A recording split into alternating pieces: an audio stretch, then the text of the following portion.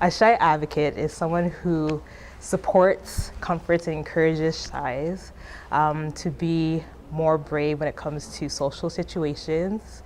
How I became this shy advocate is when I started doing events that really encourages networking, but I did it in a way where it made it easier for people to approach one another.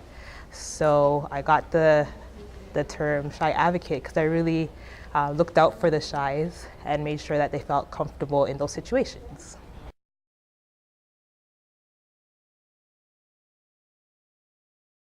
So I would consider myself shy. I just figured out ways to really overcome my shyness, and I share tips about what I've learned and through my experience. So certain situations that I find very nervous for me is when I'm in like group situations. Usually I'm more quiet in those situations. When people are around me, they'll be the ones talking the most, and I'll be quiet and don't really say anything unless I have something important to say. And those times are shy in those situations. Other times that I'm shy is like maybe after the first hello. I'm okay with the initiation of the first contact, but when it comes to continuing the conversation, that's where I get a little bit more shy.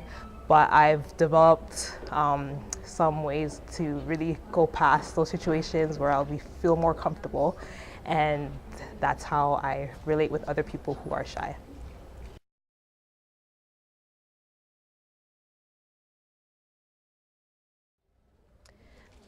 I think it's both. You could be fearful and have lack of confidence, but I think what causes it really is through experiences. So for instance, as a child growing up, you might have the experience of maybe a parent who's harsh, and then you're fearful of making mistakes going forward. Or maybe in class, you might answer a question and the people in class start laughing at you, and then going forward, you're fearful of presenting in class. So I think it starts with experiences and then it develops through there.